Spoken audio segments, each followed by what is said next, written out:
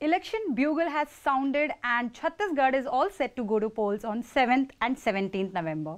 Since its formation, the state was governed by the BJP government for the maximum amount of time. But in 2018, Congress dethroned BJP government and came to power. And a lot of credit for this goes to Mr. Bhupesh Baghel. And we are being joined by the man of the hour himself, the CM of Chhattisgarh, Mr. Bhupesh Baghel. नमस्कार sir, हमसे बात करने के लिए बहुत बहुत शुक्रिया। छत्तीसगढ़ को सरल लोगों का प्रदेश कहा जाता है, तो मैं बहुत ही सरल सवाल से शुरू करती हूँ। कौन सी ऐसी 3 चीजें हैं कि आपको लगता है कि आपकी सरकार ने पिछले 5 सालों में परफॉर्म किया है या डिलीवर किया है, जिसके बूते पे आपका ये विश्वास है कि इस बार भी आप ही की सरकार बनेगी? सबसे पहली बात है कि छत्तीसगढ़ के लोगों की अर्थव्यवस्था हमने सुधारा जी। चाहे वो मजदूर हो, किसान हो, लघु संग्रहण करने वाले हों, चाहे वो पशुपालक हों, तो सबसे पहले आय में वृद्धि की लोगों की। दूसरी बात है कि शिक्षा की तरफ हम लोग विशेष ध्यान दिए, जिसमें स्वामी आत्मानंद अंग्रेजी स्कूल 750 से ऊपर हम लोगों ने खोले, जो निःशुल्क पढ़ाई होती है। तीसरा जो स्वास्थ्य है उस पर भी हम लोगों ने ज़बरदस्त काम किया, जिसमें लोग छोटी छोटी बीमारियों लोगों की मौतें हो जाती थी, अब वो बीती दिनों की बात हो गई। मलेरिया सूचकांक बहुत नीचे आ चुका है। तो स्वास्थ्य के क्षेत्र में हम लोगों ने बड़ा काम किया है, नीचे से लेके ऊपर तक के। तो आमदनी, शिक्षा और स्वास्थ्य। हाँ, और चौथा है संस्कृति, जिसको आपने नहीं पूछा, 3 पूछा था। तो संस्कृति जो हमारी पहचान है, चाहे किसी भी क्षेत्र में चल दें तो उसकी अपनी पहचान, उसकी भाषा है, उसके रहन सहन, खान पान, जीवन शैली। तो छत्तीसगढ़ के जो जीवन शैली है उसको हम लोगों ने बहुत ऊपर लाया है, जो हमारी संस्कृति है। सर, मैं आय से शुरू करती हूँ क्योंकि सबसे ज़रूरी, सबसे बेसिक में आ जाता है। उसमें सबसे बड़ी स्कीम आप लोगों की जो कामयाब रही थी, जो दरअसल आपको सत्ता में लाने के लिए भी बहुत बड़ा जिसका रोल रहा है, वो पैडी प्रोडक्शन बोनस यानी धान उत्पादन बोनस जो है।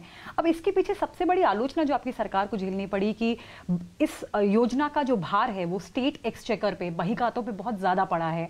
तो आपके पास इस आलोचना का क्या जवाब है? कैसे आपकी सरकार ने पिछले 5 साल में उस भार को झेला, और अगले 5 साल में अगर आप, क्योंकि अब फिर से एक घोषणाओं का दौर शुरू हो गया है, तो फिर से कैसे अगले 5 साल में आप उस एडेड बजट को मैनेज करेंगे?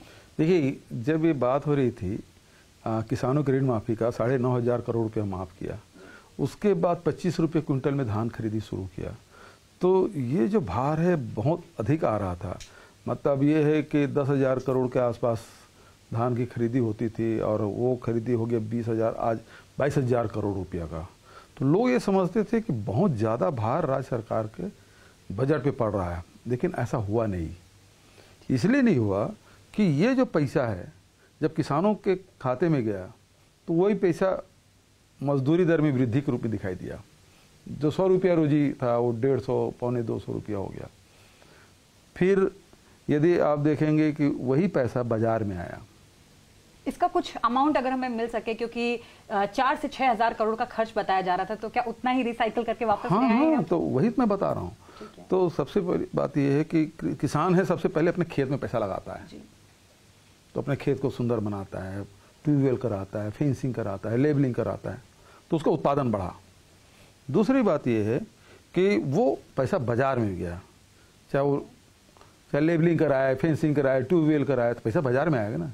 फिर वो घर को सजाता है, घर की आवश्यकताएं पूर्ति करता है, मोटरसाइकिल लेगा, 4 पहिया लेगा, घर में कूलर लगाएगा, एसी लगाएगा, घर में सोफा सेट लगाएगा, चक्र पूरा हो गया है। तो वो कपड़े अच्छे लेंगे, ब्रांडेड कपड़े लेंगे, ज्वेलरी लेंगे महिलाओं के लिए, बच्चों के लिए।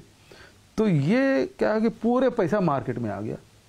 तो जो मंदी जो शहरों में दिखाई देता था, चाहे लॉकडाउन के समय बात करें, देश और दुनिया में रहा, लेकिन छत्तीसगढ़ में इसका असर नहीं पड़ा। और सबसे बड़ी बात यह है कि जो खासकर जो ऑटोमोबाइल सेक्टर है, जहाँ शटर बंद हो गया था, उत्पादन आधा कर दिया गया था, यहाँ खरीदी दुगुनी हो गई, दुगुने से भी ज़्यादा। दूसरी बात यह है कि जो रजिस्ट्रियाँ होती थी,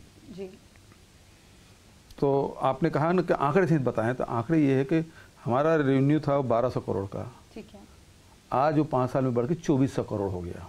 मतलब लोग खरीद रहे हैं, संपत्ति खरीद रहे हैं, मतलब रियल इस्टेट में भी लगा रहे हैं। तो ये अच्छा, उसके बाद हमारे जीएसटी है।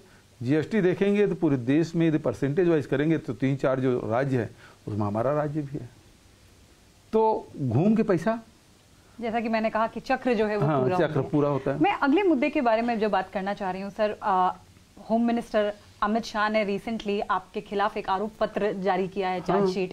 करप्शन के, भ्रष्टाचार के चार्जेस आपके सरकार पे हैं, चाहे वो हाल ही में आया महादेव लोन्स बेटिंग ऐप हो, चाहे कोल स्कैम हो, चाहे लिकर स्कैम हो, पब्लिक सर्विस कमीशन स्कैम।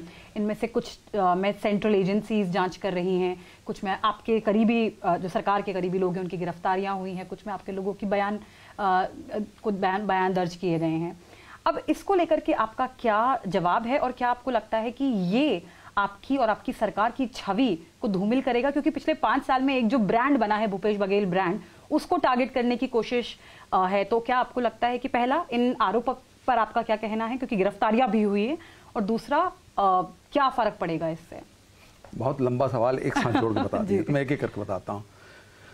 ये जो सारी कार्रवाई है सेंट्रल गवर्नमेंट ने की है, उसके कारण से उसका चाल चरित्र चेहरा उजागर हो गया छत्तीसगढ़ की जनता के सामने और देश के सामने भी।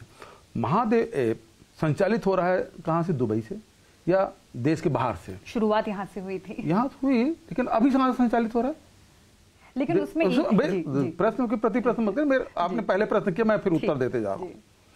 महादेव ऐप यहाँ से शुरू हुआ और आज विदेश में चल रहा है। दूसरी बात है, राज्य सरकार ने उसमें 450 गिरफ्तारियां की है। पूरे देश में किसी और राज्यों में गिरफ्तारियां नहीं हुई है, केवल छत्तीसगढ़ में गिरफ्तारियां हुई है। अब वो अचानक कूद पड़े कि उसको माइलेज लेना है, तो वो टारगेटेड कार्रवाई करना शुरू किए। उनकी कार्रवाई से हमें तकलीफ नहीं है, लेकिन आप सेलेक्टिव आप कार्रवाई करेंगे तो ये गलत है, नंबर 1। नंबर 2, महादेव बंद कौन करेगा? राज्य सरकार तो बंद नहीं कर सकती, क्योंकि विदेश से हो रहा है। हमने पत्र भी लिखा भारत सरकार, बंद क्यों नहीं कर रहे हैं? तो आपके संबंध क्या है भाई? आप क्यों बंद नहीं कर रहे हैं? जब यहाँ कार्रवाई कर रहे हैं तो उसको बंद ही कर देना चाहिए। बंद कर भारत सरकार करेगी, आप कर नहीं रहे। दूसरी बात, लिकर स्कैम हुआ। Liquor policy Bharatiya Janata party सरकार ने बनाई, गवर्नमेंट चला रही। सीएजी 2 बार आके यहाँ जांच करके सर्टिफाइड की कि इसमें कोई गड़बड़ी नहीं है। आईटी ने कार्रवाई की, आईटी के बाद उन्हीं लोगों के खिलाफ ईडी ने कार्रवाई की, ठीक है ना। आरोप लगाया 2168 करोड़ का जी। तो जिन लोगों को पकड़े हैं वो सारे चल अचल संपत्ति 2018 पहले भी संपत्ति के जोड़े हैं, तो उसके पैतृक संपत्ति भी जोड़े तो 200 करोड़ नहीं होता, है ना। और लगाए कि आरोप 2168 का, तो 3 साल से आप जांच कर रहे हैं, तो आपका आरोप ही गलत। दूसरी बात यह है कि वो कहते हैं कि ये होलोग्राम नकली लगाए। होलोग्राम कहाँ लगाएंगे? फैक्ट्री में, और फैक्ट्री मालिक के यहाँ छापा डाले और उसमें कोई कार्रवाई नहीं की। तो आपका लेन देन क्या हुआ? लेन देन हुआ क्या जिसके कारण से आप कार्रवाई नहीं कर रहे हैं? तो ये आपका आरोप पत्र है भाजपा के खिलाफ। हाँ, अमित शाह को यही कराना चाहता हूँ, अमित शाह जी को। बस एक तीसरी बात, कोल स्कीम।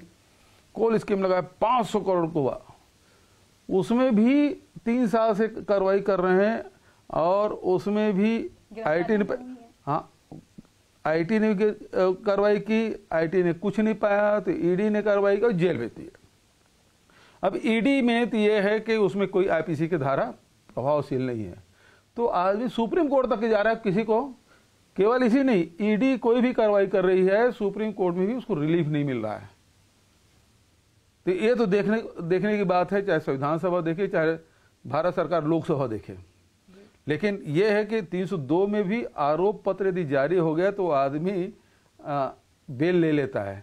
ये ऐसे कानून बना है जिसमें आपको बेल की कोई सुविधा नहीं है, तो ये बहुत खतरनाक है। उसमें भी सारे चल संपत्ति जोड़ने के बाद 100 करोड़ नहीं हो रहा है, अब 500 करोड़ का हल्ला कर रहे हैं। और सबसे बड़ी बात यह है, यहाँ कोयला खदान जो है वो एसीसीएल चलाती है, भारत सरकार की चलाती है। सारे खदान अधिकांश, 1-2 हैं जो प्राइवेट प्लेयर हैं, जिसमें राजस्थान गवर्नमेंट का, एक छत्तीसगढ़ गवर्नमेंट का है, एक आध 2 प्राइवेट जो खदान है उसके अलावा मतलब 80-90% जो खदानें हैं वो भारत सरकार चलाती है। उसमें एक भी अधिकारी के खिलाफ क्यों कार्रवाई नहीं हुई? यदि चोरी हुई है तो उसके सुरक्षा अधिकारी हैं, उसके खिलाफ क्या कार्रवाई की है? जो ACCL के पदस्थ अधिकारी हैं, किसी जांच के लिए पूछ के लिए आपने बुलाया? नहीं बुलाया। इसका मतलब यह है आपका खुद का मेलाफाइड इंटरेस्ट है। आप सेंट्रल एजेंसी का दुरुपयोग करते हुए जो विपक्ष के लोग हैं उसे बदनाम करना चाहते हैं, अपनी राजनीतिक रोटी सेकना चाह रहे हैं, और इस बात को जनता जान चुकी है। छत्तीसगढ़ के मुख्यमंत्री से बात हो और नक्सलवाद की बात ना करें तो यह अधूरा रहेगा। नक्सलवाद की मैं अगर सिर्फ एक ही किस्से पे बात कर लूँ, नीलावाया में जो 2018 में हुआ था, दूरदर्शन के एक वीडियो जर्नलिस्ट थे, वो भी मारे गए थे, सुरक्षाकर्मी मारे गए थे।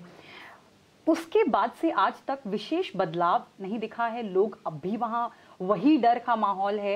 राज्य सरकार का भी एक रोल है और केंद्र सरकार का भी है, ये हम समझते हैं, लेकिन राज्य सरकार की जहाँ तक रोल की बारी है उसकी बात आती है। कितना आप लोग कर पाए हैं? क्या आपको लगता है कि उस फ्रंट पे डिलीवर करना प्रॉपरली रह गया, और वो जो बेल्ट है वहाँ के लोगों को आप कॉन्फिडेंस पे नहीं ले पाए अभी तक? मैं एक लाइन में जवाब दूँ आपको? बिल्कुल सर। एक लाइन में जवाब ये है, अभी चुनाव सर पे है, बूथ कहाँ कहाँ होंगे तय हो गया है। ठीक है। जो बूथ के केंद्र सड़कों पे थे, गांव में नहीं था, वो सारे वापस हो गए हैं। अब उन गांवों में 15 साल बाद वो अपने गांव में मतदान करेंगे। ये लगभग 125 से 150 पोलिंग बूथ है। इससे बढ़िया जवाब नहीं हो सकता। मैं इसी सवाल को थोड़ा सा आगे ले जाती हूँ सर। और 600 गांव जो है अब नक्सल मुक्त हो चुके हैं। सर इसमें एक और चीज़ जो है, मैं फिर से दंतेवाड़ा के बारे में ही बात करती हूँ। वहाँ का इंफ्रास्ट्रक्चर जो है, रोड से लेकर के आप फिर भी दंतेवाड़ा तक, आप तो समझ ही रहे हैं स्टेट को मुझसे बहुत ज़्यादा बेहतर, लेकिन दंतेवाड़ा तक फिर भी अच्छा एक रोड का इंफ्रास्ट्रक्चर देखने को मिलता है। लेकिन जैसे जैसे डीप हम लोग जाते हैं वहाँ पे और ज़्यादा गरीबी भी दिखाई देती है, नक्सलियों का डर भी दिखाई देता है। तो लोगों को उस डर से आज़ाद करने के लिए, इंफ्रास्ट्रक्चर प्रोवाइड करने के लिए, फिर से मेरा वही सवाल है कि क्या वहाँ पे और डिलीवर करना रह गया? आपके आगे आने वाले, अगर आप वापस सत्ता में चुन के आते हैं, तो कोई ऐसा रोड मैप आप लोगों ने तैयार कर रखा है, खासकर कि बस्तर रीजन के लिए, या चाहे सुकमा के आगे बात कर लें, इन सब जगहों के लिए? ये देखिए, ये यदि कोई पत्रकार वहाँ घूम के आया होता ना तो सवाल नहीं पूछता। सर मैं आप घूम के आई? कब घूम के? मेरा अभी पिछले हफ्ते, और मेरा वापस अगले परसों जाना है। छिंदगढ़ गई थी? छिंदगढ़ नहीं गए थे हम, दंतेवाड़ा के आसपास नहीं गए। बीजापुर गई थी, भोपालपट्टनम गई थी। दंतेवाड़ा के आसपास? दंतेवाड़ा भी आप कभी दंतेवाड़ा से कटे कल्याण गई हैं आप? सर मैं, क्योंकि मेरी दूसरी विजिट है छत्तीसगढ़ में, तो बहुत ज्यादा मैं अवेयर नहीं वही मैं कह रहा हूं। लेकिन जितना मैंने देखा है और जितना लोगों से बात की है उसके बेसिस पे सवाल। जो सारे एरिया मैंने बताए हैं जी, वो उस एरिया में तो जाने सोच ही नहीं सकता था जी। आज आसानी से आप देर रात तक जा सकते हैं। बड़ा परिवर्तन आया है, अंदर में सड़कें भी बनी। अबूझ माड़ में इंदिरावती नदी में 2-2 पुल बन गए, वहाँ अब स्कूल भी खुल गए, वहाँ PDS साहब भी खुल गए, आंगनबाड़ी भी खुल गए, वहाँ हाट बाजार क्लिनिक योजना भी हमारी संचालित होने लगी है। लोगों का आवागमन शुरू हो गया, बड़ा बदलाव हुआ। वहाँ जमीन लोगों को हम लोग मसाती पट्टा भी दे रहे हैं। तो इस बार मतलब 2023 के चुनाव स्मूथ होने वाले हैं? बहुत ही स्मूथ होगा, मुझे विश्वास है। विश्वास है आपका? अच्छा, इन सब उथल पुथल के बीच में करप्शन चार्जेस हों, चाहे ये जो आपके ऊपर चार्जेस हैं कि आप रिजर्वेशन को ज़्यादा, भले से बीजेपी ने शुरू किया हो कि रिजर्वेशन के सहारे आप जीतना चाह रहे हैं, चाहे इंफ्रास्ट्रक्चर बहुत बढ़िया नहीं, आपको लगता है इन सब आरोपों के बीच कितने कॉन्फिडेंट हैं आप कि सरकार किसकी बनने वाली, अगला मुख्यमंत्री कौन होने वाला है? देखिए, अभी तो हम लोग 90 में 71 सदस्य हैं जी, और अब हम लोग 75 होने वाले हैं। आपकी बार 75 पार। और जहाँ तक मुख्यमंत्री की बात है वो हाईकमान तय करता है। ठीक है, हमसे बात करने के लिए बहुत बहुत शुक्रिया sir. So this was mister Bhupesh Baghel, Chhattisgarh CM, candidly talking about all the election issues and confidently claiming that his government, his party is going to secure at least 75 seats in 2023 Chhattisgarh Assembly elections. In Chhattisgarh, with camera person Swapnil Bhandekar, this is Santya for CNBC TV 18.